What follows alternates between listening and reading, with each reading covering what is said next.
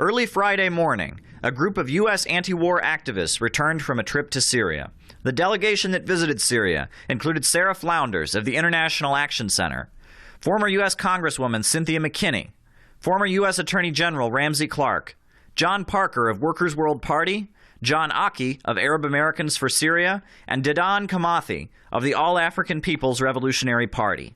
Sarah Flounders said the trip was planned in response to the U.S. threat of war. This was an effort both coming from the movement right here in the U.S. to stand up to another U.S. war, and also in this movement, Syrian Americans have played an important role visibly on the streets and working with the anti-war movement.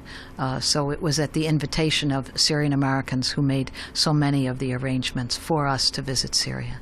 Many on the delegation feel that Syria is being targeted not because of chemical weapons, but because it is an independent Arab state.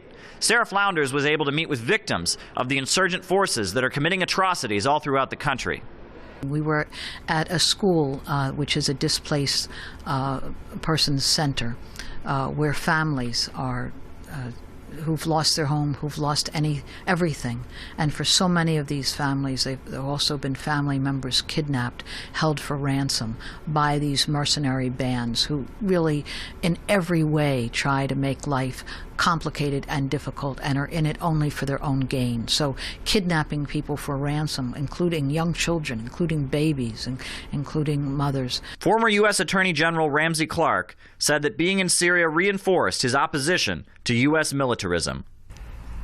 It's a struggle that we've undertaken to dominate vast regions of the world in which we have strategic or other interests, and we've built this huge military machine, unprecedented in history, has the capacity to destroy life on Earth, literally.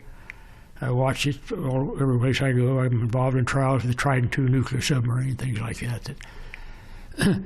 We have to, the people of the United States, have to address our militarism because it's the greatest threat to life on the planet, and its excesses are vast, and there's no country that can withstand our power if we really unleashed it.